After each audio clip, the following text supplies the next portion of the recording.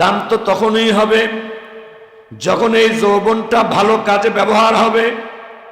দাম তো তখনই হবে যখন এই যৌবন হবে পবিত্র যৌবন। দাম তো তখনই হবে যখন এই যৌবনটা মাদক মুক্ত থাকবে, সন্ত্রাস মুক্ত থাকবে, দুর্নীতি মুক্ত থাকবে, অযথাই মারামারি হাঙ্গামা মুক্ত থাকবে। যৌবনটা যতক্ষণ পর্যন্ত পবিত্র থাকবে, সৎ এবং সততা নিয়ে থাকবে, ততক্ষণ এই যৌবন হবে দামি যৌবন। আর যদি এই যৌবনের ভিতরে সততা না থাকে, এই যৌবনের ভিতরে পবিত্রতা না থাকে, এই যৌবনের ভিতরে যদি মানবতা না থাকে, এই যৌবন যদি হয় অমানুষের যৌবন, এই যৌবন যদি হয় মিথ্যার যৌবন, এই যৌবন যদি হয় অপবিত্র আর নাপাকির যৌবন, এই যৌবন যদি কেটে যায় অন্যায় অবিচারের ভিতরে, এই যৌবন যদি কেটে যায় জুলুম আর অত্যাচারের মধ্যে দিয়ে, এই যৌবন তোমার জন্য দামি হবে না, এই যৌবনটাই তোমার ধ্বংসের কারণ হয়ে যাবে। শাবাবাকা কবলা হারামিকা, মনে করতেছ একটু যৌবন কালে একটু মদ খেয়ে নিই, গাঞ্জা খেয়ে নিই, সুদ ঘুষ খাইতে থাকি, দুর্নীতি লুটপাট করতে থাকি, অবসরে গেলে ৬০-৭০ বছরে ওই সময় খালি তাসবিহ হাতে নিয়ে মসজিদে বসে থাকবো, বাস আমার জান্নাত রেডি। এরকম কিন্তু অনেকে মনে করে। নামাজের কথা বললে, মসজিদে আসার কথা বললে, হুজুর সময় নাই। সময় কোথায় গেল আপনার? আল্লাহকে দেওয়ার মতো সময় আপনার নাই, এ কথা বলেন কিভাবে? যেই মহান আল্লাহ তাআলা আপনাকে রাত দিন 24 ঘন্টা দিয়েছেন, ৫ ওয়াক্ত নামাজ পড়তে সর্বোচ্চ ওযু সহ সুন্নত নফল সহ ১.৫ থেকে ২ ঘন্টার বেশি সময় লাগবে না। আল্লাহ পাক দিয়েছেন 24 ঘন্টা আর চেয়েছেন মাত্র ২ ঘন্টা, আর আপনি বলতেছেন সময় নাই। আহ, কত নিমক হারামি কথা, কত মারাত্মক বেঈমানি কথা। সময় হয় নাই, সময় কখন হবে? কখন সময় হবে? দুনিয়াতে আসার একটা সিরিয়াল আছে, যাওয়ার কোনো সিরিয়াল। মুসলমান ভাইরে আমার, নবী করিম সাল্লাল্লাহু আলাইহি ওয়াসাল্লাম সর্বশেষ ৫ম নাম্বার বলেন, ওয়া হায়াতিকা ক্বাবলা মাউতিকা, যৌবন যেমন এখন আছে এক সময় থাকবে না, বার্ধক্য চলে আসবে।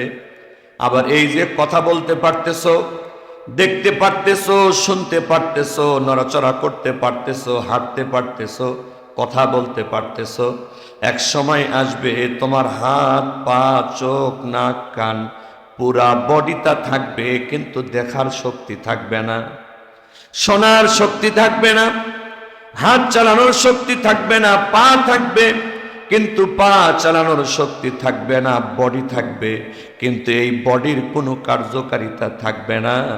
তুমি দেখতে শুনতে একটা মানুষ থাকবে, কিন্তু হায়াত না থাকার কারণে তোমাকে আর মানুষ বলা হবে না, তোমাকে লাশ বলা হবে।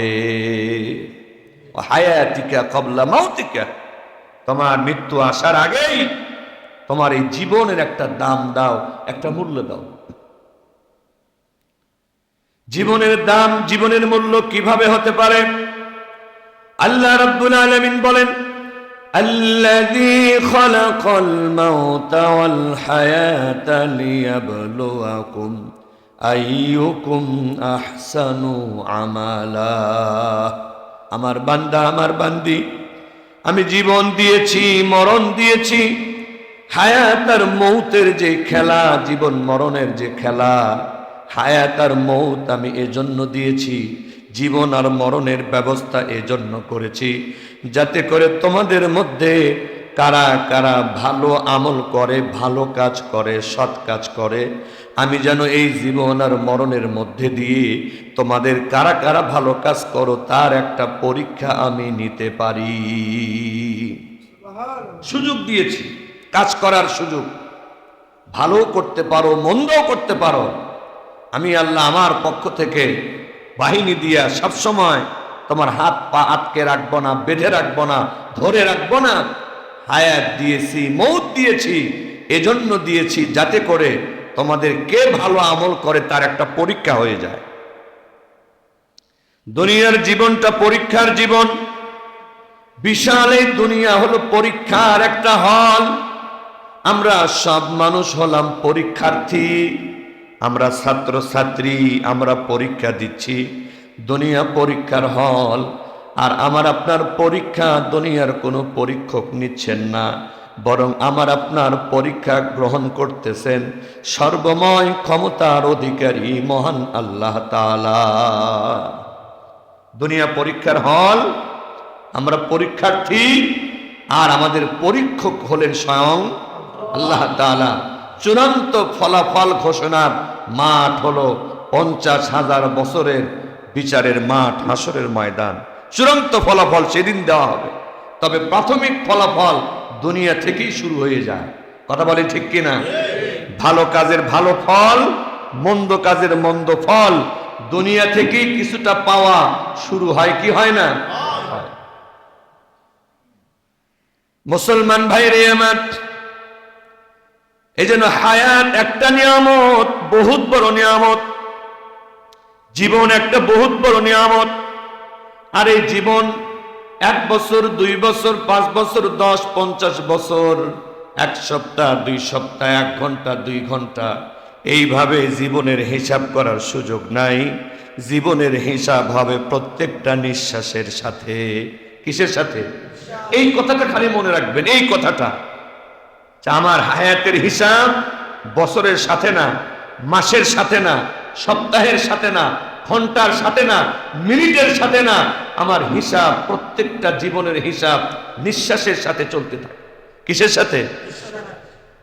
এবং একটা নিঃশ্বাস যেটা চলে গেল, যখন আমার নিঃশ্বাস শেষ হয়ে যাবে, একটা নিঃশ্বাসও সারা দুনিয়ার সমস্ত সম্পদ দিয়েও, সমস্ত ক্ষমতা দিয়েও নতুন করে একটা নিঃশ্বাস কেউ কিনতে, কেউ দিতে পারবে না। তাহলে একটা নিঃশ্বাসের মূল্য কত, দাম কত, এবার হিসাব করেন। 60-70 বছর তো মিয়া অনেক পরের কথা, একটা নিঃশ্বাসের হিসাব করেন। মুসলমান ভাইরে আমার, দুনিয়ার এই জীবনের মূল্যটা কিভাবে হবে? 2 জন বন্ধু একসাথে দুনিয়ায় ছিলেন। একজন বন্ধু আগে মারা গেলেন, আর একজন বন্ধু দুনিয়াতে বেঁচে আছেন। অনেক সময় আমাদের কাছের আপনজন মারা গেলে মাঝে মাঝে কিন্তু আমরা তাদেরকে স্বপ্নে দেখতে পাই। কথা বলেন ঠিক কিনা? স্বপ্ন সত্য হতে পারে, মিথ্যাও হতে পারে, কিন্তু মাঝে মাঝে আপনজনকে স্বপ্নে দেখার সুযোগ মাঝে মাঝে হয়ে যায়। দুনিয়ায় বেঁচে থাকা বন্ধু স্বপ্নে তার মরে যাওয়া বন্ধুটাকে সে দেখতে পাচ্ছে। স্বপ্নের ভিতরে দুনিয়ার বেঁচে থাকা বন্ধু দেখতে পাচ্ছে তার মরে যাওয়া বন্ধুটা কবরে চলে গেলেও কবরের ভিতরে সবসময় কোরআন তেলাওয়াত করার অনুমতি পেয়েছেন। সে সবসময় কোরআনে কারিমের তেলাওয়াত করতেছে কবরের ভিতরে। এখন তো ব্যবসা নাই, বাণিজ্য নাই, চাকরি নাই, বাকরি নাই, ক্ষেত খামার নাই, স্ত্রী সন্তানের কোনো ঝামেলা নাই, সে কোরআনে কারিমের তেলাওয়াত সবসময় করতেছে। দুনিয়ায় বেঁচে থাকা বন্ধু কবরে যাওয়া বন্ধুটার সবসময় কোরআনে কারিমের তেলাওয়াতের দৃশ্য দেখতে পেরে সে স্বপ্নে বলে উঠল সুবহানাল্লাহ। আশ্চর্যজনক, কোনো কিছু দেখলে, কোনো কিছু শুনলে, কোনো কিছু বললে কি বলতে হয়? সুবহানাল্লাহ, আল্লাহ পবিত্র। দুনিয়ায় বেঁচে থাকা বন্ধু যখনই বলেছে সুবহানাল্লাহ, স্বপ্নের ভিতরেই সে দেখতে পাচ্ছে এই সুবহানাল্লাহর আওয়াজ কবরের বন্ধুটা শুনতে পেল, এবং সে কোরআনে কারিমের তেলাওয়াতটাকে বন্ধ করে দিল। কোরআনে কারিমের তেলাওয়াত বন্ধ করে দিয়ে কবরের বন্ধুটা দুনিয়ার জীবিত থাকা বন্ধুটাকে ডেকে বলতেছে, ভাই তুমি কি জানি পাঠ করলে? দুনিয়ার বন্ধুটা বলতেছে, আমি বলেছি সুবহানাল্লাহ। কবরেও তুমি কোরআন তেলাওয়াত করতে পারতেছ? এটা দেখে আশ্চর্য হয়ে আমি সুবহানাল্লাহ বলেছি। তখন কবরের মৃত্যু বন্ধুটা ডেকে বলতেছে, ও দুনিয়ার বন্ধুরে, কোরআনে কারিমের তেলাওয়াতে তো অনেক নেকি, অনেক সওয়াব, কিন্তু আমার কোরআনে কারিম কবরে যেটা আমি পড়তেছি এই সওয়াবটা তুমি নাও, আর তোমার একবার সুবহানাল্লাহর নেকিটা আমাকে দিয়ে দাও। দুনিয়ার বন্ধুটা আশ্চর্য হয়ে আবার বলে উঠছে সুবহানাল্লাহ। ভাই তুমি বলো কি, সুবহানাল্লাহর চাইতে তো কোরআনে কারিমের তেলাওয়াতের সওয়াব অনেক বেশি, মূল্য অনেক বেশি। তুমি আমার সুবহানাল্লাহর নেকি নিতে চাও আর তোমার কোরআনে কারিমের তেলাওয়াতের নেকি আমাকে দিতে চাও, তার কারণটা কি? মুসলমান ভাইরে আমার, কবরের মধ্যে মৃত অবস্থায় থাকা বন্ধুটা স্বপ্নে চোখের পানি ছেড়ে দুনিয়ার বন্ধুকে ডেকে বলতেছে, বন্ধুরে তুমি মনে হয় ভুলে গেছো, তুমি মনে হয় ভুলে গেছো কবরের ভিতরে নিজে থেকে নেকি কামায়ের কোনো সুযোগ নাই। একবার দুইবার নয়, বরং যদি কিয়ামত পর্যন্ত হাজার হাজার কোটি কোটি বছরও যদি আমি কবরে কোরআন তেলাওয়াতের অনুমতি পাই, পরকালের জীবন হওয়ার কারণে, দুনিয়ার জীবন না থাকার কারণে হাজার হাজার কোটি কোটি বছরও যদি কবরে আমি কোরআন তেলাওয়াত করি, একটা নেকিও আমার আমলনামায় জমা হবে না। আর বন্ধুরে, এই যে তুমি হায়াতে আছো, জীবনে আছো, এই যে তুমি দুনিয়াতে বেঁচে আছো, তোমার এই বেঁচে থাকার মূল্যটা কত বেশি। এই যে স্বপ্নের মধ্যে হলেও তুমি একবার সুবহানাল্লাহ পাঠ করেছো, তোমার জীবন থাকার কারণে, বেঁচে থাকার কারণে এই স্বপ্নের সুবহানাল্লাহর বিনিময়েও তোমার আমলনামায় আমার আল্লাহ নেকি লেখা দিছে। কিন্তু আমি মরে যাওয়ার কারণে, কবরে থাকার কারণে, জগৎটা আলাদা হওয়ার কারণে হাজার কোটি বছরও যদি কোরআন তেলাওয়াত করি, কবরের জগতে নিজে থেকে একটা নেকিও কামাই করার কোনো সুযোগ নেই। এটাই আল্লাহর নবী বলেছেন, ওয়াহায়াতিকা ক্বাবলা মাউতিকা, আমার উম্মত মৃত্যুর আগেই তোমার জীবনকে দাম দাও, তোমার জীবনকে মূল্য দাও। হাসরের মাঠে জান্নাতে যদি কোনো মানুষ যায়, এরপরও সে একটা কাজের জন্য আফসোস করবে। জান্নাতে কোনো টেনশন পেরেশানি থাকবে না, সুখের জায়গা। এরপরও অনেক মানুষ জান্নাতে যাওয়ার পরে আফসোস করবে ওই সময়টার জন্য, যেই সময়টাতে আল্লাহর ইবাদত না করে অবহেলায় সে নষ্ট করে দিয়েছে। এই অবহেলায় নষ্ট করা সময়ের জন্য সে আফসোস করবে, আমি যদি অবহেলায় সময়টা নষ্ট না করতাম, আমার আমলটা যদি আর একটু বেশি হতো, নেকিটা যদি আর একটু বেশি হতো, আমার জান্নাতটা তো আরো সুন্দর হতো, জান্নাতে আমার দাম মর্যাদা তো আরো বেশি হতো। অবহেলা করা সময়ের জন্য মানুষ জান্নাতে গিয়েও আফসোস করতে থাকবে, এই সময়টা যদি নষ্ট না করতাম। আর আমাদের নাটক সিনেমা দেখার ঘন্টাকে ঘন্টা সময় হাতে থাকে, ফুটবল খেলার ঘন্টাকে ঘন্টা সময় হাতে থাকে, ক্রিকেট খেলার ঘন্টাকে ঘন্টা সময় হাতে থাকে। নেতা নেত্রীর জন্য রাত নাই দিন নাই, ঘন্টাকে ঘন্টা মাঠে ময়দানে দাঁড়িয়ে থাকার সুযোগ আমাদের হাতে থাকে।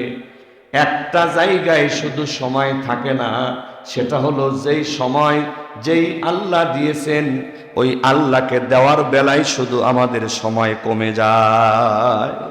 সময় যিনি দিয়েছেন, যিনি সময়ের মালিক, যিনি জীবনের মালিক, একমাত্র তাকে সময় দিতে গেলেই আমাদের সময় অনেক কম হয়ে যায়, সময় আর থাকে না। আল্লাহ পাক এজন্য সতর্ক করেছেন, লাইন শাকারতুম লাযীদান্নাকুম, আমি যে নিয়ামতগুলো তোমাদেরকে দিয়েছি, চক্ষু নিয়ামত, কান নিয়ামত, হাত পা নিয়ামত, কথা বলার শক্তি নিয়ামত, জীবন দিয়েছি এটা নিয়ামত। যদি আমার নিয়ামতের শুকরিয়াগুলো আদায় করো, আমি আল্লাহ ঘোষণা দিলাম আমার নিয়ামতগুলোকে আরো আরো বাড়িয়ে দিব। ওয়ালাই কাফারতুম, আর যদি আমার নিয়ামতের নাশুকরি করো, আমার নিয়ামতের সাথে যদি নিমক হারামি করো, বেঈমানি করো, যা করার কথা তা করলা না, যা করতে নিষেধ করেছি তাই করতে থাকলাম, যদি এইরকম ঘাড় তেরামো বাঁকামো বেঈমানি নিমক হারামি আমি আল্লাহর সাথে করো, কখনো কখনো তোমাকে দেওয়া আমার নিয়ামত আমি আল্লাহ ছিনিয়ে নিতে পারি। আবার ইন্না আযাবি লাশাদীদ, আমার নিয়ামতের নাশুকরি করার কারণে তোমাদের জন্য আমার শক্ত আযাব কিন্তু অপেক্ষায় আছে।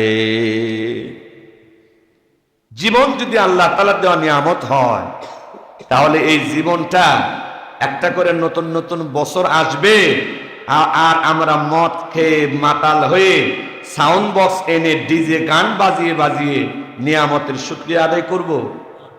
মাতলামি করে, মদ খেয়ে, নাচ গান করে, বেহায়াপনা করে, অশ্লীলতা করে, 31st নাইটের নামে রাত 12টার পরই উচ্চ আওয়াজে ফাটকা ফুটিয়ে গান বাজনা করে ঘুমন্ত মানুষগুলাকে ভয় দেখিয়ে, পাখি যারা ঘুমন্ত থাকে যখন একের পর এক শত শত হাজার হাজার ফটকা রাত 12টার পরে ফুটানো হয়, দেখবেন আতঙ্কে পাখিরা পর্যন্ত ছুটাছুটি করতে থাকে। শুধু তাই না, এই 31st নাইটের নামে এই বেহায়াপনা, বেলেল্লাপনা, ইংরেজপনা পালন করতে গিয়ে এই প্রচন্ড ফটকার আওয়াজে অনেক জায়গায় আগুন ধরে অথবা আওয়াজে অনেক মানুষ মরে গিয়েছে পর্যন্ত। অনেক জায়গায় দেখবেন আগুন লেগে গেছে এই ফটকা ফুটাইতে গিয়া, অনেক মানুষ, বাচ্চারা, অসুস্থ ব্যক্তিরা মারা গেছে। বহু ঘটনা আমাদের দেশে আছে। আফসোস, যিনি এই জীবনটা দিয়েছেন, নিঃশ্বাসগুলো দিয়েছেন, তাকে দেওয়ার মতো সময় তোমার নাই। শয়তানকে দেওয়ার মতো সময় তো অনেক তোমার হাতে আছে। শয়তানকে তোমার জীবন দিয়েছে, শয়তান তোমার নিঃশ্বাস দিয়েছে, ওই ইহুদি খ্রিস্টানরা তোমাকে নিঃশ্বাস দিয়েছে, ওই বেঈমান মুশরিক কাফেররা কি তোমাকে জীবন দিয়েছে? খ্রিস্টানরা কি করলো, ইহুদিরা কি করলো, হিন্দুরা কি করলো? তাদের উৎসব, তাদের ফুর্তি তোমার ভালো লাগে, আর যে আল্লাহ তোমাকে জীবন দিয়েছেন তার কথাটা মনেও করতে চাও না। আর যখন বিপদ বেশি হয়ে যায়, মুসিবত বেশি হয়ে যায়, হুজুর একটু দোয়া করেন, আমার ছেলেটার অবস্থা খারাপ। কেন দোয়া চাও? কেন দোয়া চাও? কেন? শয়তানি করার বেলায় ইংরেজদের কথা মতো শয়তানি করো, ইহুদিদের আদর্শ মানো, হিন্দুদের আদর্শ মানো, মুশরিকদের কাজ কাম পছন্দ করো, আর বিপদে পড়লে আবার আল্লাহ ভালো করে দাও। এই ভণ্ডামি আল্লাহ তাআলা পছন্দ করেন না। তোমার জীবন এই দুনিয়ায় বেহায়াপনা করার জন্য তিনি দেন নাই। এই জীবনকে মূল্য দাও নেক আমলের মাধ্যমে, সততার মাধ্যমে, পবিত্রতার মাধ্যমে, উত্তম চরিত্র আর আখলাকের মাধ্যমে, আল্লাহর পায়ে মাথা ঠেকানোর মাধ্যমে, আল্লাহর গোলামি করার মাধ্যমে আল্লাহ তোমার দান মর্যাদা এত বাড়িয়ে